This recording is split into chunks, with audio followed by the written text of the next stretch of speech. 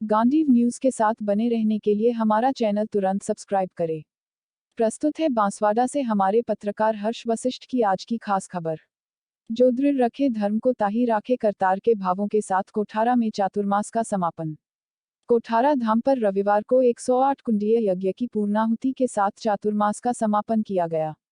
समारोह में बेनेश्वर धाम पीठाधीश्वर महंत अच्युतानंद जी महाराज, संचेली धाम गुजरात के डॉक्टर दलसुख महाराज, भारत माता मंदिर बांसवाड़ा के रामस्वरूप जी महाराज, मांगड़ धाम के प्रताप गिरी महाराज एवं विद्या भारती राजस्थान क्षेत्र के संगठन मंत्री शिव प्रसाद सहित संतों के सानिध्य में संपन्न हुआ। विद्या भारती जनजाति समिति के सचिव मानगे पटेल ने अतिथियों का स्वागत किया। उन्होंने बताया कि 4 माह के अनुष्ठान के पश्चात बागड़ की धरती पर हनुमानगढ़ी कोठारा गांव में 108 कुंडी हवन के साथ चातुर्मास का समापन किया गया। मंच पर उपस्थित महानुभावों का अभिनंदन मावजी भाई सुखलाल, मनसुख, प्रभुजी, कांतिलाल व्यास, भजन मंडली के प्रमुख लक्ष्मण महाराज, डॉक्टर राकेश डामोर, कैलाश राव, रामचंद्र आदि के द्वारा संत एवं अतिथियों का तिलक कर श्रीफल प्रदान कर शॉल उड़ाकर अभिनंदन किया गया। विद्या भारती जनजाति समिति के मंत्री डॉक्टर राकेश डामोर ने समिति के द्वारा किए जा रहे कार्यों की जानकारी दी। समारोह के मुख्य वक्ता संगठन मंत्री शिव प्रसाद ने बताया कि यह नन्हे छात्रों में शिक्षा का कार्य पुनीत कार्य है, यह भारतीय संस्कृति के संवर्धन के लिए है, यह कार्य शुद्ध एवं सात्विक कार्य है। जनजाति आस्था का केंद्र है, जनजाति के दम पर ही संस्कृति बची हुई है। समारोह में बेनेश्वर धाम पीठाधीश्वर महंत अच्युतानंद जी महाराज ने कहा कि जो दृढ़ रखे धर्म को ताही राखे करतार। आप अपने कर्म करें, बाकी भगवान पर छोड़ दें। उन्होंने आने वाले समय माघ पूर्णिमा पर मेले भरने की भी जानकारी दी। इससे पूर्व 108 कुंडी यज्ञ की पूर्णाहुति श्रीफल होम के साथ संत रघुवीर दास महाराज, मीठालाल महाराज, रामस्वरूप महाराज के सानिध्य में पूर्णाहुति हुई। कार्यक्रम का संचालन सुरेश त्रिवेदी, पालोदा ने किया। 38 आचार्य दीदियों द्वारा शिक्षण कार्य कराया जा रहा है। वर्तमान में विद्या निकेतन कोठारा में 88 भैया 17 बहन कुल 105 भैया बहन अध्ययनरत हैं एवं त्रिपुरा वाल्मीकि छात्रावास कोठारा में 69 भैया आवासीय अध्ययनरत हैं। वर्तमान सत्र में 800 सरस्वती शिक्षा केंद्र का संचालन हो रहा है। इसमें 29,470 अभिभावक, 24,000 भैया बहन सीधे विद्या भारती संगठन से जुड़े हुए हैं। स्वावलंबन कार्य की दृष्टि से बांसवाड़ा जिले में कोठारा परियोजना द्वारा 10 सिलाई मशीन से प्रशिक्षण केंद्र पर 104 बहनों को सिलाई प्रशिक्षण दिया गया। उनमें से 20 बहनें अभी स्वयं का रोजगार भी कर रही हैं। इसी क्रम में डूंगरपुर जिले में सिकली व सिमलवाड़ा 2 केंद्रों पर लगभग 99 बहनों द्वारा सिलाई प्रशिक्षण करवाया गया, जिसके कारण से मातृशक्ति स्वरोजगार से जुड़ी हैं। उनके परिणाम स्वरूप उन परिवारों में संपर्क करने पर ध्यान में आया कि उनकी समिति के प्रति सकारात्मक दृष्टि बनी है।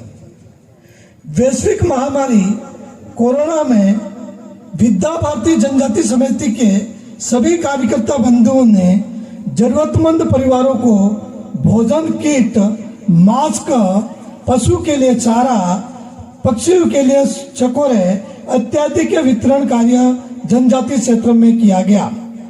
जनजाति क्षेत्र में वर्तमान में जो कार्यक्रम संपन्न हुए, जिसका व्रत निम्नानुसार है।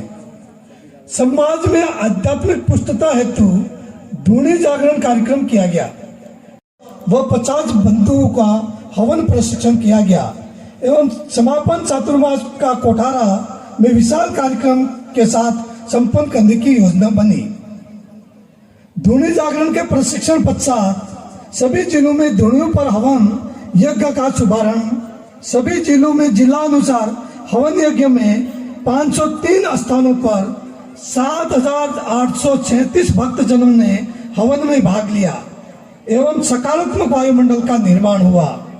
राम उत्सव निधि संग्रह दुर्गम क्षेत्र में भी जाकर कार्यकर्ताओं ने आध्यात्मिक जागृति का कार्य किया। इस तरह से विद्या भारती जनजाति समिति राजस्थान द्वारा पूरे जनजाति क्षेत्र में कार्य किया गया।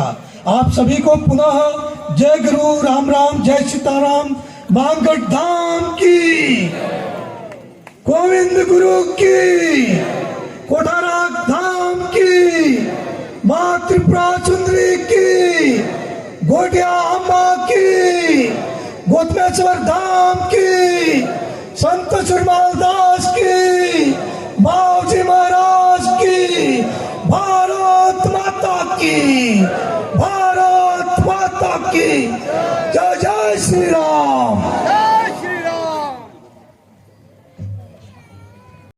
विराजे हुए शक्तिमान माँ पार्वती और भोलेनाथ को प्रणाम करते हुए इस चातुर्मास समापन समारोह के कार्यक्रम में आप सब 2019 में कोरोना की महामारी के बावजूद भी हमारे यहाँ पर यज्ञ और धुनी धाम के कुछ संत महानुभाव यहाँ पर उपस्थित हुए और उन्होंने सबने मिलकर धुनी जागरण करने का, हमारी संस्कृति को कायम रखने का एक संकल्प लिया और उसको 3 साल हुए हैं। 2019 में हमारे कोठारा में एक चातुर्मास का प्रारंभ हुआ, जिसमें हमने प्रारंभ में एक यहाँ के कुछ हमारे भक्तजनों के द्वारा उस धुनी गोविंद गुरु महाराज के द्वारा जो स्थापित थी उसको पुनः प्रज्वलित किया गया और अखंड धुनी चतुर्मास तक चली।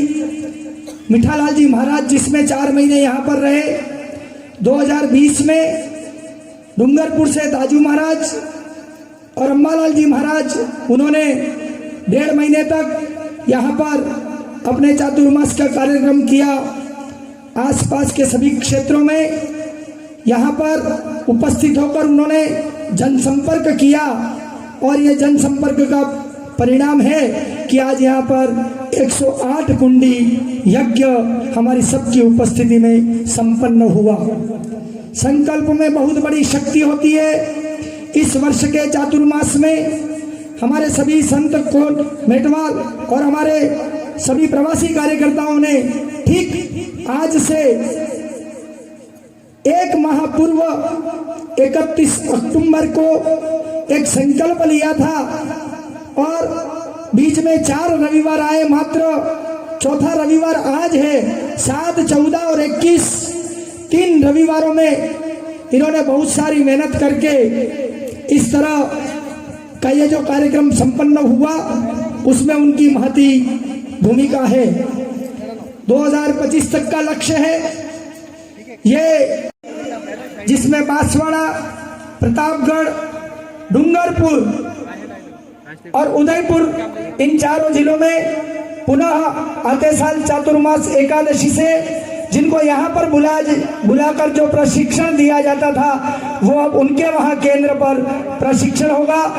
आने वाले कुछ कार्यकर्ता प्रशिक्षित होकर वो स्वयं ही यज्ञ हवन कराएंगे और गुरु पुराण का वाचन करेंगे, गीता का वाचन करेंगे। ऐसा हम सभी ने मिलकर एक संकल्प लिया है। भगवान सत्यनारायण की कथा भी वही करेंगे। ऐसे हमारे में से बहुत सारे कार्यकर्ता निकलकर समाज में ऐसा धर्म जागरण का कार्य करेंगे। 2025 तक पुनः एक हम चिकित्सा केंद्र भी अभी 2022 में ही खुल जाएगा। मुझे तो लगता है कि आप सबका आशीर्वाद मिला तो अगले 2 माह में ही एक हमको वाहन मिल जाएगा जो हमारे इन 5 जिलों में जो जिनको कुछ किसी प्रकार की भी तकलीफ होगी, उनके कष्ट होंगे, उस चिकित्सा वाहन में एक डॉक्टर भी रहेगा और गांव-गांव पंचायत पर जाकर उनका चिकित्सा यानी दवाई करने की भी योजना का कार्यक्रम हमने लिया है। आप सबका आशीर्वाद इस तरह से बना रहा तो आने वाले समय में बागड़ में ही नहीं अपितु संपूर्ण भारत की धरती पर राष्ट्र के उत्थान के लिए इस तरह के कार्यक्रम कोठारा धाम से चलेंगे।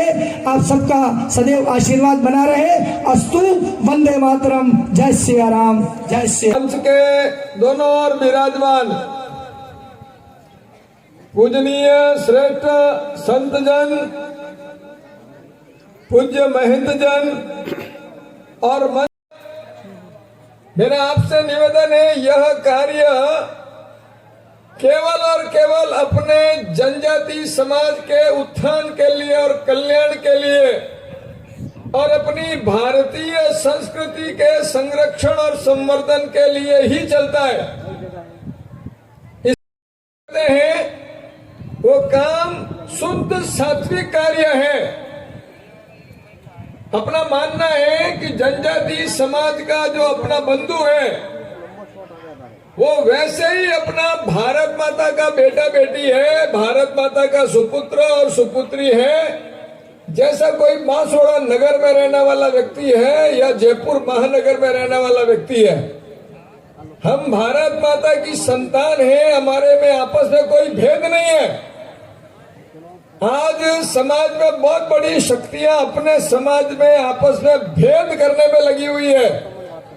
हम चूंकि भारत माता की संतान आपस में सगे भाई बहन हैं और इसलिए हमारे में आपस में कोई भेद नहीं है।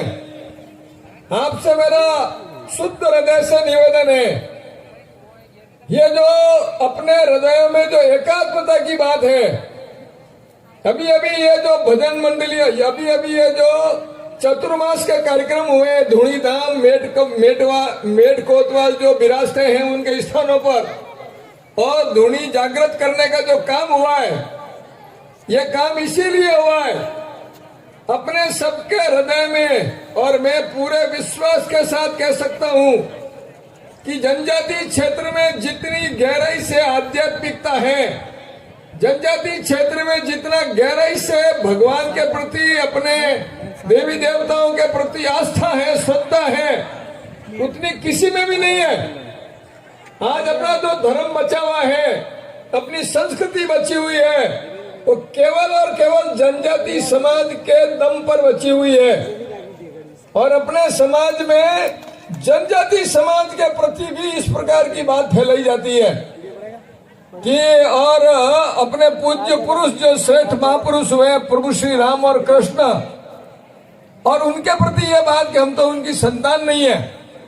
मैं आपको निवेदन करूंगा, हो सकता है कि अपने में से कुछ घरों के ऊपर भगवान राम का चित्र नहीं होगा, गणेश जी की प्रतिमा नहीं होगी, परंतु जितनी गहरी आध्यात्मिकता, जितने गहरी प्रकृति की पूजा, जितना गहरा संतों का आदर, जितना गहरा अपने समाज के पूज्य पुरुषों के प्रति श्रद्धा हमारे जनजाति समाज में है, उतनी शहरों में नहीं है, बड़े बड़े महानगरों में नहीं है। और इसलिए आज धर्म बचा हुआ है, संस्कृति बची हुई है, तो आपके माध्यम से बची हुई है। और ये जो विद्या भारती जनजाति समिति का काम है, ये काम है शिक्षा का, विशेष रूप से शिक्षा का काम है। छोटे छोटे बालक, आप जिन जिन गांव से पधारे हैं, वहाँ विद्या भारती का कोई न कोई छोटा सा एकल शिक्षकी विद्यालय चलता है। हमारे आचार्य जी 15, 20, 30 छोटे छोटे बच्चों को लेकर के 2 घंटे के लिए एक छोटा सा केंद्र चलाते हैं।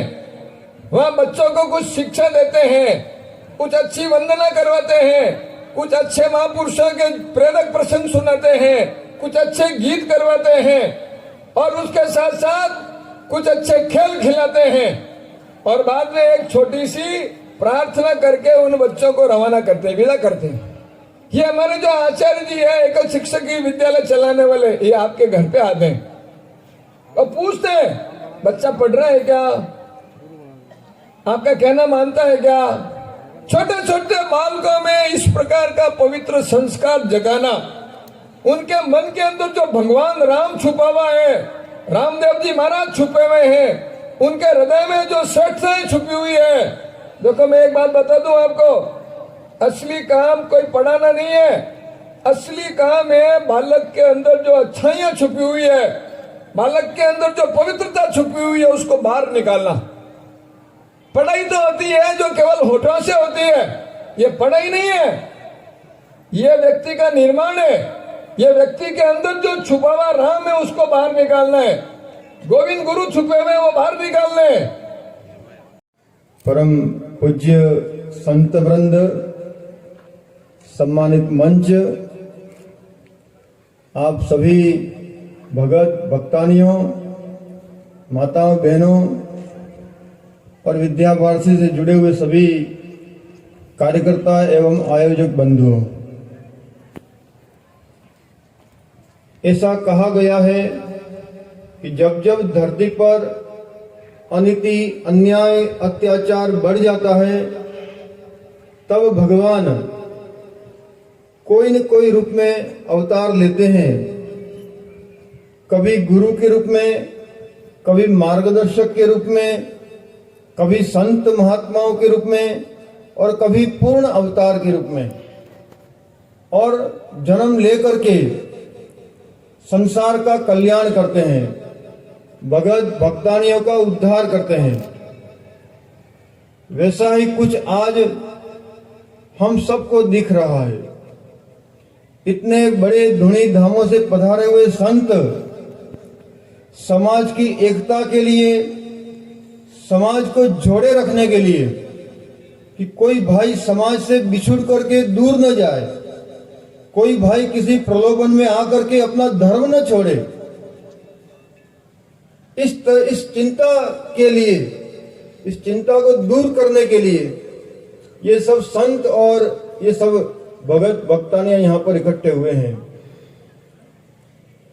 भाइयों भक्तों, हम जन्म से लेकर के मृत्यु पर्यंत अपने पेट के लिए अनेक कार्य करते हैं।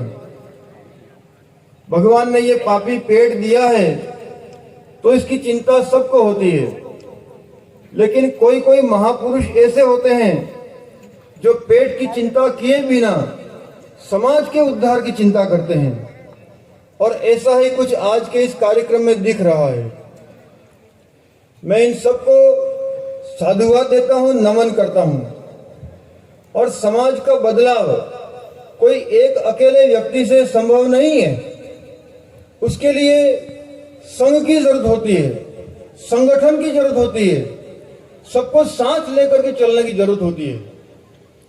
आप देखिए, हमारे देश में ऐसा कहा जाता है, बुद्धम शरणम गच्छामि, कि बुद्धों की शरण में जाओ, महापुरुषों की शरण में जाओ। बुद्धम शरणम गच्छामि, धर्मम शरणम गच्छामि, धर्म की शरण में जाओ, धर्म आपकी रक्षा करेगा। जब खेत सूख जाते हैं और आषाढ़ और जेठ का महीना निकल जाता है, तब हम किसकी आश करते हैं? एकमात्र इंद्र राजा की, मेघ देवता की आशा करते हैं। अगर वो इंद्र बरसता है तो डैम भी भरेगा, नदियां भी भरेंगी, कुआं, बावड़ी, तालाब सब में पानी आएगा। अगर इंद्र महाराज नहीं बरसेंगे तो डैम में पानी कहाँ आएगा, और डैम से फिर नहरों में पानी कहाँ से आएगा? तो हम सब, चाहे किसी भी घर में रहते हो, चाहे कोई व्यापार करता हो, कोई नौकरी करता हो, कोई किसानी करता हो, कोई मजदूरी करता हो, इंद्र महाराज की मेहरबानी के बिना ये सब फेल हो जाते हैं, कोई काम नहीं कर सकता है। मैं आपको एक छोटा सा दृष्टांत, जो मैं हमेशा कहना चाहता हूं और कहता रहता हूं, कि एक बार समय हो गया खेती का, लेकिन बारिश नहीं हुई और किसान चिंतित हो गया, समय जा रहा है, क्या करूं क्या करूं। और उसी समय किसान के मन में प्रेरणा जगी कि भले बारिश नहीं हुई है, लेकिन मैं तो अपना कर्म करूं। बारिश कराना मेरे हाथ में नहीं है, वो तो परमात्मा के हाथ में, ईश्वर के हाथ में। वो कार्य मैं नहीं कर सकता हूं, लेकिन खेत में हल जोतने का कार्य, खेत को साफ सुथरा करने का कार्य, बाढ़ के द्वारा रक्षा करने का कार्य, ये तो मैं कर सकता हूं। तो उस किसान ने उत्साह पूर्वक, उमंग पूर्वक, आनंद पूर्वक अपने खेत में हल जोत दिया। और उसी समय खेत के किनारे पहाड़ी पर मोर बैठे हुए थे। उन मोरों ने देखा कि अभी तो मेघ गरजा नहीं है, बिजली चमकी नहीं है, बारिश हुई नहीं है, और एक किसान खेत में हल जोत रहा है, क्या बात है। तो उन मोरों को मालूम पड़ा कि भाई जेठ गया, आषाढ़ गया, श्रावण गया, श्रावण आ गया। लेकिन इस किसान सोच रहा है कि मुझे तो अपना काम करना है, समय पर करना है, और समय को जो चूक जाता है फिर वो जीवन से हाथ खो बैठता है। तो किसान समय आया है तो खेत में हल जोत रहा है। तो मोरों को हुआ चलो किसान अपना काम कर रहा है, अपन भी बोलने का कार्य, अपन भी नाचने का कार्य शुरू करें। तो मोर भी नाचने लगे, मोर भी कुहू कुहू बोलने लगे, पीहू पीहू बोलने लगे। और जब मोर नाचने और बोलने लगा, उसकी आवाज आकाश में गई, मेघों के पास में, इंद्र के पास गई, मेघ के पास गई। मेघ भी सोचते हैं किसान अपना कार्य कर रहा है, समय आया है। तो मोर अपना कार्य कर रहा है, समय आया है। तो मेघों ने भी सोचा अपन भी अपना काम करें। तो मेघों ने उमड़ घुमड़ करके खूब गरजने लगे, खूब मेघों ने आवाज करी। और वो मेघों की आवाज इंद्र के कान में गई। और तब इंद्र ने देखा, अपना टिपना खोला, अरे अरे जेठ गया, आषाढ़ गया, श्रावण आ गया, मैंने अभी पानी बरसाया नहीं, मैं क्यों पीछे रहूं। इंद्र ने भी सबको आज्ञा करी, जाओ कोठारा में खूब बारिश कर दो। और उसी समय 49 पवन चली और ये मेघ वर्षा हुई और सबके खेत खलियान सब प्रसन्न हुए। इससे क्या प्रेरणा मिलती है? इससे यह है कि समय आया है तो हमको अपना कर्म करना पड़ेगा। दूसरा क्या कर रहा है, क्या नहीं कर रहा है, वो हमारे हाथ में नहीं है, उसको हम नहीं रोक सकते हैं। लेकिन जो भगत हैं और भक्तानियां हैं, उनको इस कलिकाल में जागना पड़ेगा और धर्म के कार्य को, समाज के कार्य को हाथ में लेना पड़ेगा। ये समय आया है। ये खाली 1, 2, 5 10 साधु संतों से या कुछ नेताओं से या कुछ अफसरों से देश नहीं बदलने वाला है। हम में से प्रत्येक को जागना पड़ेगा। और जब हम जागेंगे तो हम दूसरों को जगा पाएंगे। हम ये अगर सोते रहेंगे तो दूसरों को कैसे जगाएंगे? तो भाइयों भक्तों, समय आया है, जाग जाएं। और जो जागता है वो पाता है, जो सोता है वो खोता है। उठ जाग मुसाफिर भोर भई, अब रेन कहाँ जो सोवत है। जो सोवत है सो खोवत है, जो जागत है सो पावत है। तो भाइयों भक्तों, समय अधिक हो गया है। आप सब सुबह से इस सत्कार्य में लगे हैं और इस सत्कार्य में अनेक महापुरुषों ने अपना समय दिया है, अपना धन दिया है, अपनी शक्ति का इस कार्य में लगाया है, उपयोग किया है। मैं उन सबको साधुवाद देता हूं और पुनः आप सबको विनम्र निवेदन करता हूं कि अब समय आया है हम